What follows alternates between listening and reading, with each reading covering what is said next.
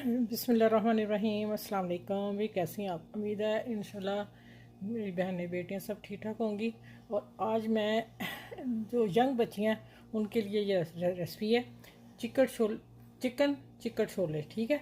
और आपको मैं रफली बताती हूँ कि आसान तरीका था, तो बस जुमा था इसलिए मैं वीडियो पूरी नहीं बना सकी। फिर इंशाल्लाह तरतीब से बताऊँगी, लेकिन मैं आपको बता देती हूँ मैं किस तरह बनाया।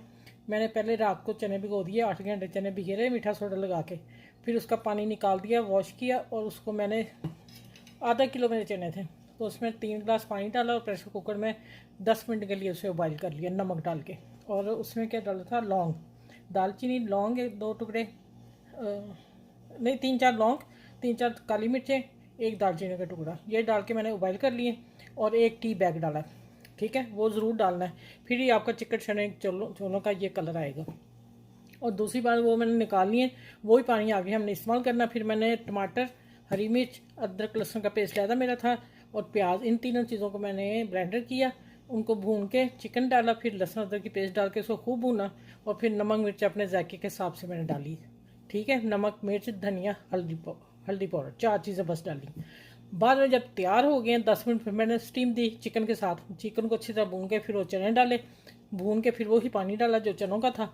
और उसके बाद मैंने क्या किया कि प्रेशर बंद करके 10 मिनट स्टीम दे के चने बिल्कुल तैयार हो गए। फिर मैंने इसको काली मिर्च, कसूरी मेथी थोड़ी सी मसल के, वो मेरी घर की बनी हुई है।